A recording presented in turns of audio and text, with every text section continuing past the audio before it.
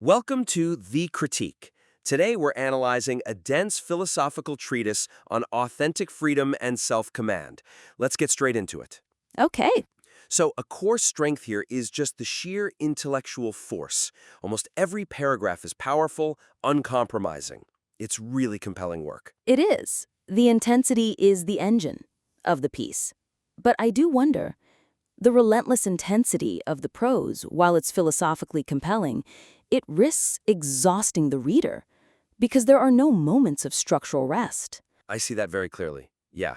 Reading it felt a bit like hiking a mountain range where every peak is higher than the last and there are just no valleys in between. Exactly. It operates almost exclusively at this peak level where, every paragraph delivers a profound truth like systems are confessions or to live is to interpret.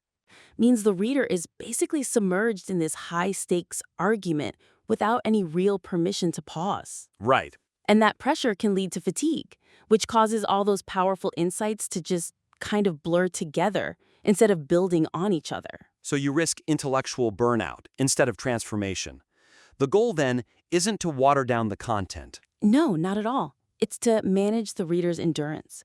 So our suggestion is to introduce clear structural markers. Think of them as thematic sections that organize the argument into digestible phases. You're giving them a map of the climb. Precisely. You're showing the architecture of the free spirit's evolution, that jump from dependency to self-command. But how do you introduce that topography, without dulling the sharp edge of the prose? It has to feel organic. Well, the segmentation should reflect the philosophical work that's being done. So, for example, we could explicitly segment the material with titles. Okay. Look at the point where the text moves from criticizing opposites to discussing systems.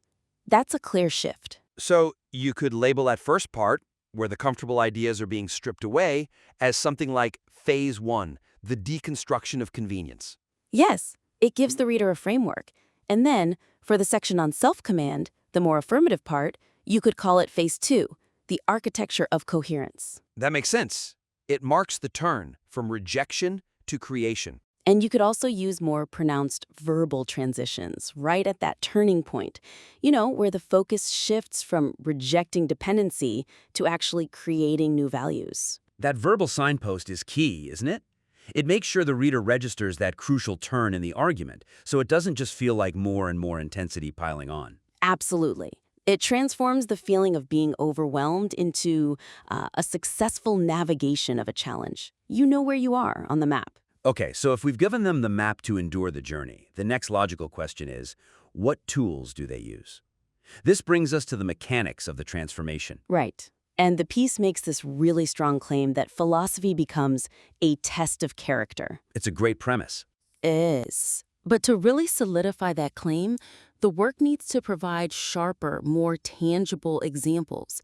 It has to illustrate the practical mechanics of concepts like calibration and mental hygiene. I see the weakness.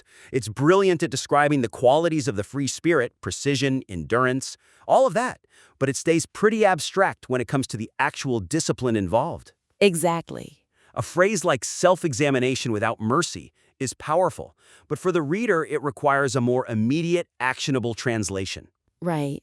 The text warns you not to mistake defiance for freedom, but it doesn't give you enough high-fidelity examples of how you would recognize that distinction in your own, daily internal processing. The transformation feels a bit like magic instead of labor. We need to see what you call the invisible labor. So the suggestion here is to weave in concrete, non-moralized analogies or maybe even hypothetical internal dialogues that really illustrate the application of these concepts. But without resorting to, a simple self-help routine. Absolutely not. We're demonstrating an embodied cognitive practice. The key is to use examples of internal architecture, not just external behavior. We need to show the mind in motion. Okay, so take the idea of suffering. The text says, pain no longer demands justification. It is treated as information. That's a huge leap for anyone. It is. So right after that line, you could insert a concise example of that inner process. Show the mind actively asking, what does this pain reveal about my limits, about an attachment I have? Ah, I see. As opposed to just asking, Why me? Exactly. It reframes suffering as a feedback loop. It's a cognitive action. It's calibration in real time. That's a great example. So let's apply that to mental hygiene. What does that discipline actually look like in practice? Well, you could expand on it by contrasting it with really specific contemporary energy drains. You make the abstract tangible, Like what? like explicitly naming how perpetual outrage or the need for endless explanation of your position online are just immediate leaks of force. So the discipline is an act of refusal to engage in those things. Right. It's not just a passive state of calm, and you could do the same for fear. When discussing the refusal to let fear legislate meaning, you need an illustration of correction that isn't self-punishment. Like the pilot metaphor you mentioned? Exactly, like a pilot. They recalibrate their instruments based on data, not on self-contempt. The free spirit observes anxiety, notes the fear, and then corrects course based on their values. It's a technical adjustment, not a moral failure. Yes, that's the kind of high-fidelity example this piece needs to make the work truly actionable. That's a powerful way to ground it. So let's say someone masters this discipline. How do they speak about it?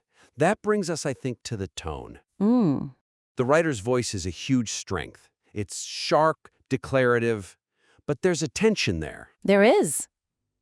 Although the work champions ongoing inquiry and provisionality, the idea of remaining unfinished, the tone can sometimes become so insistent, so hyper-declarative, that it implicitly risks contradicting its own core commitment. That's a serious risk. The voice is so strong with these aphoristic statements like, nothing more is required, nothing less will do. And that's impactful, but when it's used universally, it can make being a free spirit sound like a fixed, achieved status. Right, rather than the continuous evolving process the piece itself says it is. And the real danger is that these totalizing phrases like every single X is Y can accidentally create a new kind of dogma. A less experienced reader might just adopt a rigid, borrowed posture. And that's the exact opposite of the piece's intent. They're just swapping one set of rules for another. So the suggestion is to temper some of the most final, sweeping declarations. Use internal framing devices that reinforce the dynamic, constantly revised nature of the conclusions. It's subtle work. It's about shifting the cadence of certainty. Precisely. You need to introduce a bit of friction. For example, when you have a definitive statement like, every absolute claim is a confession of fear, Yeah. you could precede it with a slight qualifier, like, upon merciless self-examination, we find that. It brings the reader back into the process of discovery, not just the final verdict. Oh, that's brilliant. It anchors the authority in the practice, not just in the pronouncement. It makes it a discovery, not a revelation. And you could do something similar for the sections on what to discard, instead of framing it as an eternal truth. Frame it as an alignment needed for current function. Yes, so instead of a totalizing statement like, nothing is preserved for its own sake, you might adjust it to something like, what remains is what rigorously justifies the energy it consumes in this moment of becoming. That's a small change, but it has massive philosophical implications. It says the standard is always shifting with you. That's the core point. It ensures that the final affirmations of coherence and rhythm feel like the product of successful adjustment, not some static destination. The voice needs to echo the commitment to remaining unfinished. This material is already a stunning, powerful call to self-command. The philosophical depth is remarkable. It is. Our critique just focused on strengthening its delivery, addressing the structural management, the actionability, and integrating its own philosophy more seamlessly into its voice. So to recap, the focus should be on 3 key areas. First, defining that internal topography with clear segments to manage the reader's endurance. Second, grounding the abstract concepts like calibration and mental hygiene with practical, high-fidelity examples that show the inner work. And third, adjusting that authoritative tone in key moments to reflect continuous revision rather than absolute finality. We encourage you to execute these revisions. It's powerful work, and this will only sharpen its expression and its reach. We look forward to receiving your refined material for further critique.